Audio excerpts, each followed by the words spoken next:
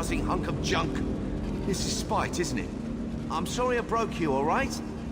Oh, I should never have touched this damn thing. Stupid Revis. Just have to tinker with every... Ah, gracious. You nearly gave me a heart attack. You're a Redoran enforcer, are you? Look, I'm near to fixing this thing, I promise. Wait, how are you not a mumbling imbecile? Civilized? Oh dear, you're just as mad as the others, aren't you? Look, try to focus. This resonator is broken. I need to set these dials to the correct sequence, but I can't hear the tones. Are you aware of any sequence it could be set to? Just nod. Well, that's disappointing. But, random tinkering is the mother of invention, right? I need you to turn the dials until you think they're in the right position. Then pull that lever. Anything you might have heard or seen...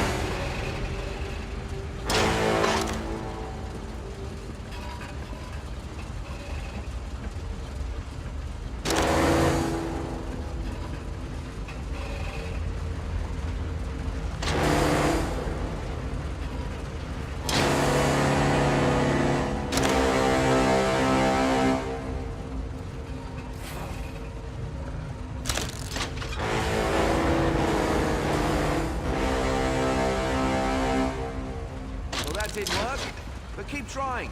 There are only 1,024 possible combinations after all. We'll have it in no time.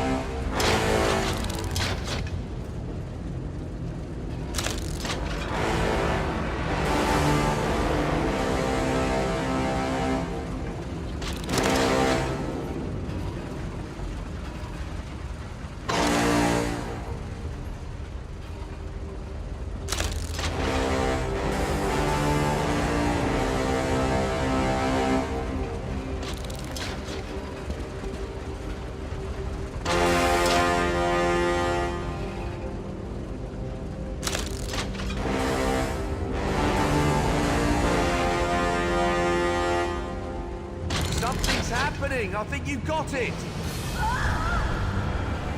Yes, that's it. It's working. I hope. Come on, let's get out of here. Ha! See? Everything worked out.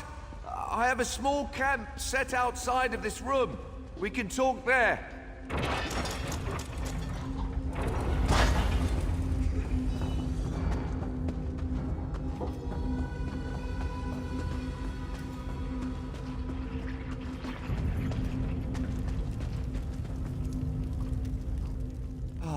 The hero of the hour.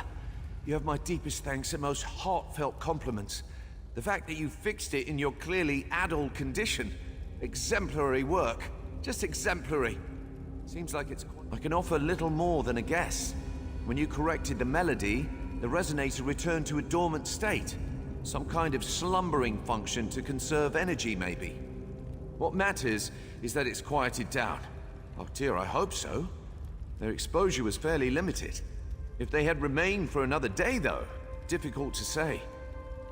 Please, let the foreman know how truly sorry I am. If there's anything I can do to help, I do wish I could have done a more thorough study of the resonator. What do you think they would do with such a device? Enslavement, perhaps? No, not enslavement. That's too obvious. Please, after all you've done, I'd say you're entitled to ask me several somethings. A dwarven resonator.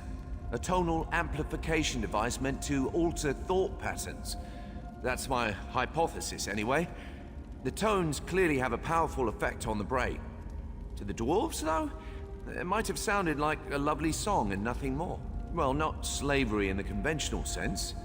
The tone wouldn't compel the listeners to work so much as it would make working a source of profound pleasure. So the workers would be eager to work, you see? They might have even paid for the privilege.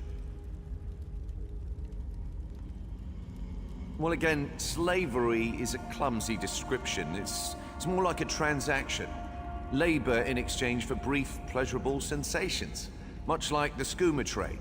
I guess that's not much better than slavery, is it? Of course, this is all just conjecture. I hail from House Telvanni, a house obsessed with magical antiquity. We suffer from a peculiar need to tinker with, well, everything. I won't make excuses. I knew there were risks, but honestly had no idea that the miners would be exposed. Of course not. I've spent years surveying this ruin. I took so many precautions. Unfortunately, when I engaged the resonator, there were a number of minor tremors. They breached the wall between the ruin and the mine. The rest is tragic history. Yes. Several days, in fact. I erected a series of oral wards to protect myself from the resonator's effects, but I could tell I was slipping. Another few days and I'd have been as mad as those egg hands. I had to get creative. Yes, the wondrous power of Kwama wax. Given a few minutes of heat exposure, it hardens and expands. Great for plugging leaks, mending furniture, and protecting you from ancient dwarven brain scramblers. First-rate stuff.